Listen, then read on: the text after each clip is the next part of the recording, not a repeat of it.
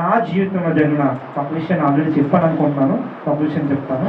నా జీవితంలో నా చిన్ననాటి సమయంలో నేను నర్సీపట్నం దగ్గర ప్రాంతంలో పుట్టాను. నేను ఆ ప్రాంతంలో పుట్టినప్పుడు అప్పుడు నాకు తోటలు ఉండేవి. ఆ తోటల్లో మా తల్లి గారు మా పేరెంట్స్ అందరినీ అక్కడ ఉన్నాను.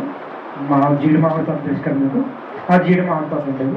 ఆ సమయంలో నేను అక్కడ పుట్టాను. నేను పుట్టినప్పుడు ఏమైందంటే పుట్టిన తర్వాత కొన్ని రోజులకి ఐ థింక్ నాకు తెలిసి నెలల్లో 20 రోజులు ఒక నెల రోజుల్లోనో ఏమైందంటే నాకు స్నానం చేస్తున్నారు అనమాట. చిన్నపిల్లలకి ఏం చేస్తారు, పిల్లలకి కాళ్ళ మీద పెట్టి ఇప్పుడు ఎలా చేస్తున్నారో తెలియదు, కాళ్ళ మీద ఎలా పెట్టి పిల్లలకి స్నానం చేసి సబ్బులు రాసి స్నానం చేస్తారు కదా, అలాగా నాకు కూడా స్నానం చేస్తున్నారు. స్నానం చేస్తున్నప్పుడు అప్పుడు సోపు నా బాడీ మీద ఏంటంటే సబ్బుతో మనం స్నానం చేస్తాం కదా, సబ్బుతో నా మీద సబ్బు రబ్ చేస్తూ సబ్బు నాకు రాస్తూ స్నానం చేస్తారు. స్నానం చేస్తున్న సమయంలో ఏం జరిగిందంటే అక్కడ ఆ వాడిన సబ్బు ఏంటంటే లైఫాయ్ సబ్బు అప్పుడు వాడేవారు. ఆ లైఫాయ్ సబ్బు రెడ్ కలర్లో ఉంటుంది కదా, రెడ్ కలర్ అందరూ కూడా ఎర్రగానే వస్తూ ఉంటుంది.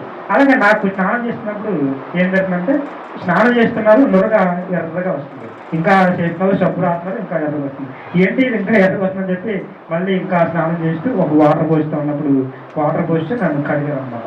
ఇక్కడ స్నానం చేసినప్పుడు మా చిన్నమ్మమ్మ అనుకుంటా, మా చిన్నమ్మమ్మ గారు నాకు స్నానం చేసి కడిగినప్పుడు ఏం జరిగిందంటే వాళ్ళు సబ్బు రాయడం అయిపోయింది, నా మీద నీళ్లు పోయడం అయిపోయింది, ఎలా పక్క తీర్చడం అయిపోయి నన్ను మళ్ళీ క్లాత్ తోడడానికి సిద్ధంగా ఉన్నారు. అప్పుడు ఏం జరిగిందంటే ఇంకా నా శరీరం నుంచి ఎర్రగా కారుతూ ఉంది రక్తము. నా శరీరం మొత్తం రక్తం కారుతుంది. అప్పుడు జరిగిన విషయం ఏంటంటే సబ్బులో బ్లేడ్ ఉంది.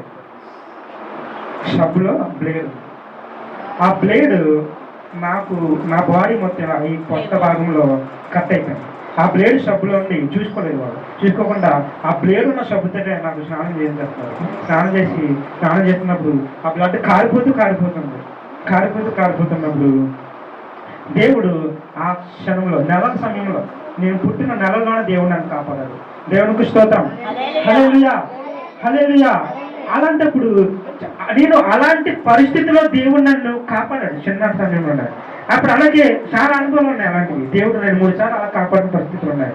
దేవుడు నా జీవితంలో నాకు ఏదైనా జరిగితే నేను ఎప్పుడు కూడా చదువుకునే గ్రంథం ఏదైనా ఉందంటే యోబు చదువుతాను, విలాప వాక్యాలు చదువుతాను. ఈ 2 అధ్యాయాలు నాకు ఆదరణ ఇస్తాయి. యోబు గ్రంథము, విలాప వాక్యాలు, ఈ 2 గ్రంథాలు ఆదరణ ఇస్తాయి.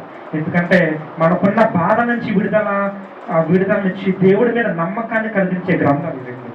సో అందుకనే ఇక్కడ యోబు ఏ విధంగా అయితే నేను కూడా ఒక్కొక్కసారి నాకు బాధ అనిపించినప్పుడు, ఎందుకు ప్రభువా చిన్నప్పుడు నాకు అలా జరిగింది కదా, నన్ను అప్పుడే చంపించు కదా, ఎందుకు ఇప్పుడు నన్ను బ్రతికించావు, చిన్నప్పుడు నాకు బ్లేడ్ కట్ అయిపోయింది కదా, బ్లేడ్తో కట్ అయిపోయినప్పుడు నన్ను అప్పుడే చంపించు కదా, ఎంతవరకు నన్ను ఎందుకు ఇంకా బాధపడుతుందని చెప్పి బాధపడిన సందర్భాలు చాలానే ఉన్నాయి నా జీవితంలో.